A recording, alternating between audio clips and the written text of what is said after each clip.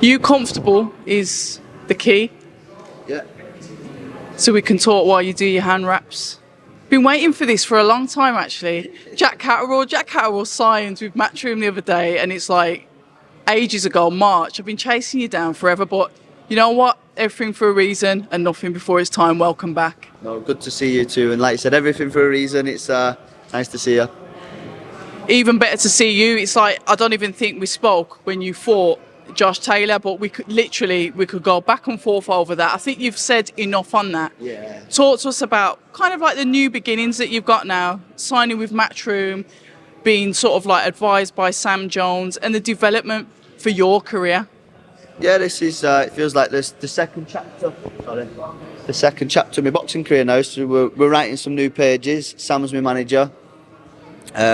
We've signed with Matchroom. We're on fight number 2 coming up, which is exciting. We're fighting Linares in 7 weeks. So everything's good. I'm enjoying being in the gym. I'm happy that I've got a promotional company and a manager that are planning a career for me, and things are exciting. You talk about a promotional company and a management, team that are there building a career for you. Some of us don't really understand like the hardships. It's not even you guys fighting in the ring that I say is the hardest thing. It's everything that goes on outside the ring. You've been a boxer for a while. Why has it taken kind of like this long for you to settle down into a team and a promotional company? You know what it is? It's hard to explain, but I'm in the gym every day of the week, and sometimes things just don't go your way, and that's life, and you've got to enjoy the ups and the downs, and you can't be too deflated by it. And I've stayed consistent in what I do, which is being in the gym and surrounding myself with the right people and trying to put the right team in place, and we're here now, so things are exciting. I know I'm excited to be with Matchroom, and I think that the feeling's mutual with them. The headlining us, which is nice, so I couldn't be happier. Like you said, it's your second fight in and you're headlining. Your opponent, then talk to us a bit about that, because I think sometimes with the boxing community, you know what we're like, we're fickle. We want the best for the best. We respect you as a fighter, and we really want you having tough challenges.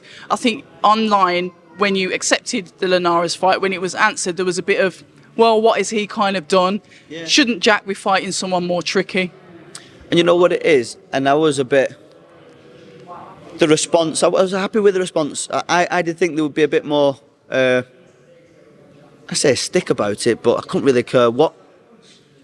You know what? I've never turned down a fight before, and I've done nothing but in my power to try and get in the ring with the world title holders, and that is my mission, to still be a world champion. But I'm not in a position where Eddie Hearn gets on the phone to Sam and says, we're fighting Jorge Linares, bring it on.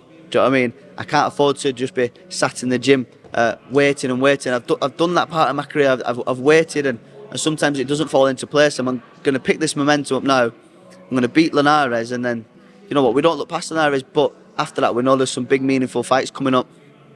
I like that attitude, because a lot of things that boxers do get criticised for is inactivity.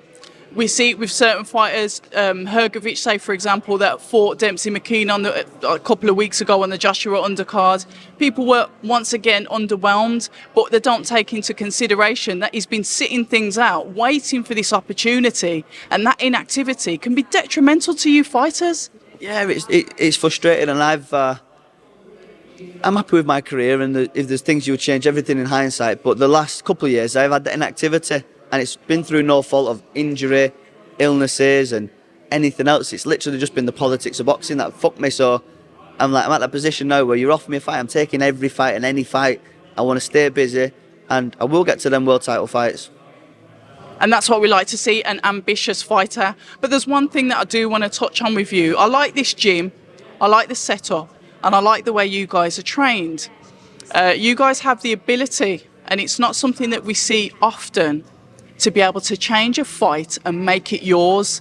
Talk to us about your training with Jamie Moore, your team of trainers, and how they train you to be such good fighters. We saw it with your performance with Josh Taylor. You made it your fight, you controlled it. We've seen it with Chantal Cameron when she took on, obviously, Katie Taylor. Yeah. There's an ability here. What is it that makes your gym training different to everybody else's, Jack? You know what? a massive credit to the coaches that are in the gym, and it's not like a single person effort. We've got Assam, we've got Nigel, we've got Jamie, and it's a team effort, and my team extends further than that with the strength coaches, the nutritionist, and I think collectively you're all going to be on the same page. But I think it's been in that mind frame. I think when you're in a gym, I spend more time with my gym coaches than I do other family members, so you're constantly around these people every day, and it's the stuff that probably subconsciously you're being taught about every day. If we're going for a coffee or in a car and you're speaking about fights and you're understanding stuff, it's all right coming in the gym for the 1 hour a day, hitting the pads or hitting the bags or sparring, but it's the mentality and the understanding of the deeper things that takes more time to explain. That I'm sure if you spend enough time around Nigel and Jamie, you're going to pick that sort of stuff up. But it's priceless, because we live in an era that we often see, sometimes say when fighters lose a fight or don't perform as well as they should have, they're quick to leave their coaches, they're quick to, jump ship and look for that greener grass. We're even seeing that with, say, Chris Eubank Jr. that's fighting Liam Smith in the rematch. Yeah. He's now gone to Bolmac after being with Roy Jones. Your thoughts on things like that, because you've got that gelling with your team. How important is it to have that strong team around you? You know what, it's a major, it's massive, and I think for me, the fighters have got to take more responsibility. It's so easy to point the finger. Well, my nutritionist didn't give me this, or I didn't do enough this in my strength training, or I didn't do enough sparring. You know what? We're talking about fully grown men. I'm in control of my career. As much as I employ Sam and Jamie and Nigel to assist me and do things that I need to do in the gym, and I say it to a lot of young fighters now. You've got to do more as a fighter. You've got to go home. You've got to do stuff. You've got to sit at home and watch Linares fight. I know my coaches are watching them, and we're practicing things in the gym. But it's up to me to go home and do the studying and know the stuff that's got to be worked on as well. So I think fighters have got to take more responsibility. And it's too easy to point a finger after a loss. But how do you deal with that? As say, you've got a winning record, you're a really good fighter, the ego is in the roof. How do you then pull yourself back down as a fighter to say, look, I can't really overlook someone. I've still got to stay on my A game.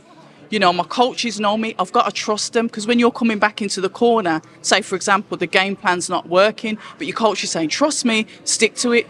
You've got to then pull yourself back in to say, all right, I've got to listen. But not everybody can do that, Jack. So how do you do that?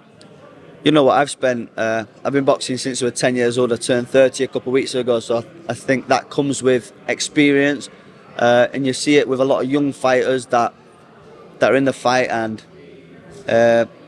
what's the word now, you only learn that over experience, being calm in the ring and being able to absorb advice and do it in high pressure situations, and you've got to be able to trust your team as well. Like, I trust Jamie and Nigel with my life, and I know they'll always make the right call, and sometimes they're seeing a different thing on the outside of the ring that I'm seeing inside the ring, so it's nice to have the extra set of eyes. But again, I do think it's the fighter's got to take more responsibility, and if me, Jamie and Nigel have set up a game plan for Linares, we touch gloves in the ring and start fighting, it's not going my own way, well then I've got to be able to adapt and overcome these situations. I can't then wait 3 minutes, get beat up, come to the corner to the advice. Like, I'm a fighter, I've been fighting long enough to know that, you know what, that's not working. Let's adapt, let's change. We come back, we listen to what their advice is, but it's on me to do what I need to do.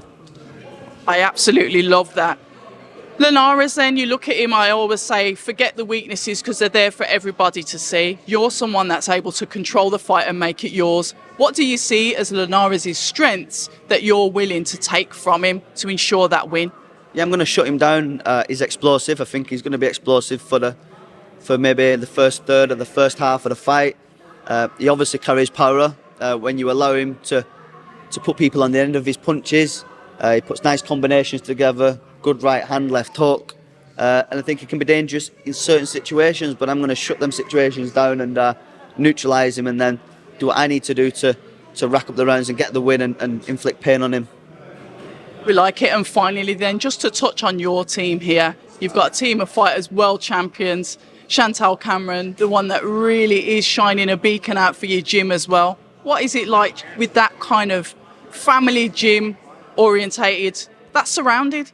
Yeah, so the gyms the dynamics of the gym have changed over the last 18 months. We've seen like Carl Frampton, Martin Murray, Rocky Fielding, Tommy Coyle, etc. Kind of the doors the old generations. Yeah, and I've been fortunate enough to be in the gym and see them train and see them prefer. And now we've got Chantel Cameron in, Cameron Young, Akib, Laron, Alfie, a lot of young fighters coming through. So it's been nice for me to see the transition. But as far as the team goes, I think you speak to any of the coaches or any of the fighters in, everyone's family oriented. I brought my missus and my little girl to the gym today. We all get on as families, and it's a nice environment to be in. Absolutely priceless. Listen, it's been long awaited, well overdue, but I'm glad we got it done finally. Jack, all the best. Liverpool, I should be there. I'll see you fight week. See you fight week. Thank you very much. Thank you.